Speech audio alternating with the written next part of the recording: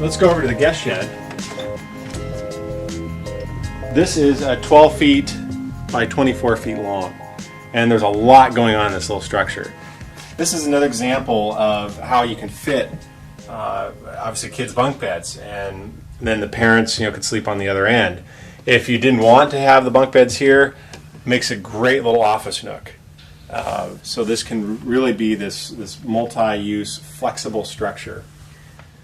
Bathroom here is set up in a similar way. There's a sliding door because they don't take up very much room.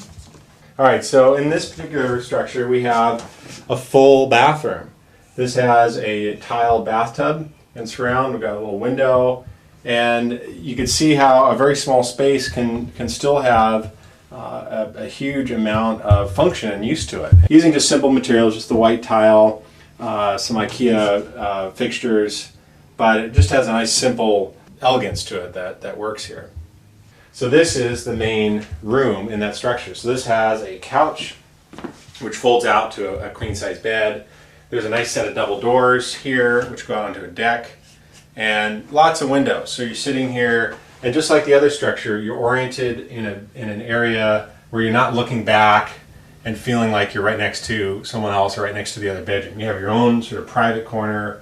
On this side, it's set up as a little kitchenette. So there's a sink, there's a little refrigerator under here, and shelving. And so you can really have this as even a little dwelling unit. This is a nice example of kitchen, living, bathroom, everything you need. You don't quite sense that until you walk through them. It's hard to understand on a plan, and even photographs, it's hard to understand what the space is like. But people that come and interact with the space feel like it's just light. The ceiling is lifting off because the window is letting the light at the top.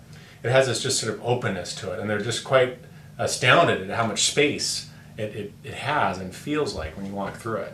When we approached one of our earliest projects back in '03, someone saw the basic shed that we built, and they said, well, you know, that's all I need. I need a little home office. And they had a house that they were considering adding on to.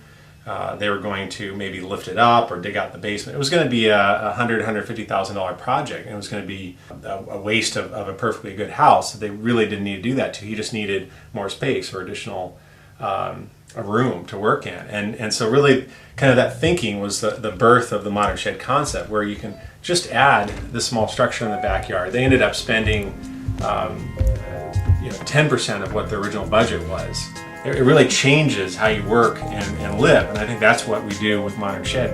We change how you live, we change how you think about small spaces.